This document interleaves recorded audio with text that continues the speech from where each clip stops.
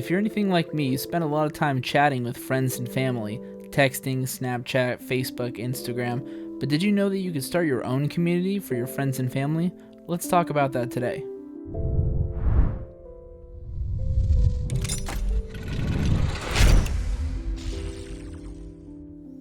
Hello everybody, I am Mr. JW and welcome to the T3 show, where we talk about tech, tips, and tutorials to make your life a little bit easier. Today we're going to be talking about Discord. Now what is Discord? Discord started in 2015 as a way to communicate with others across the globe online while playing video games. No more of those scratchy microphone sounds or over-blaring microphones that you would get from party chats or game voice. Over the years, Discord got increasingly better with new features and flourished.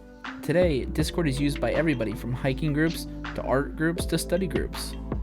Discord now has over 100 million monthly active viewers, averaging 4 hours per day spending online talking to their friends and family. Discord is now where the world talks, hangs out, and builds relationships with communities and friends. Discord now gives you the power to belong. Now you may be asking yourself, how do I get in on this? Well, that's easy. Just head on over to discord.com and either choose the standalone application or to use your web browser. So let's go ahead and do that now. Click on either the download option or open in your browser. If you choose to download the standalone application, you'll need to go through a basic installation before we move on. We'll proceed through the standalone application going forward, which I highly recommend. Once that's completed, open Discord and you'll need to create an account.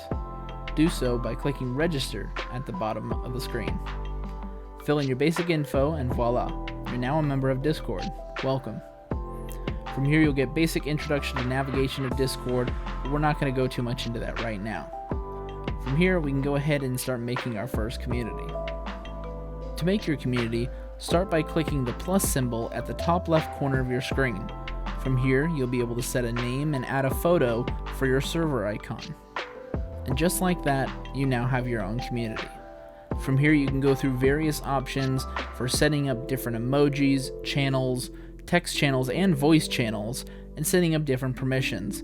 There's a whole range of customizability that you'll be able to do on Discord here with your own community, but we'll save that for another video. From here, the sky's the limit. Go ahead and set up whatever you'd like with your channels, permissions, and etc.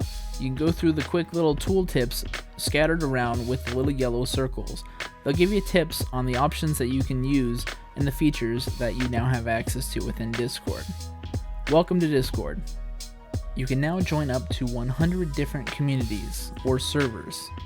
Now this includes servers you have made yourself, like the one we just did in this video, or other servers that you join from other communities or other friends.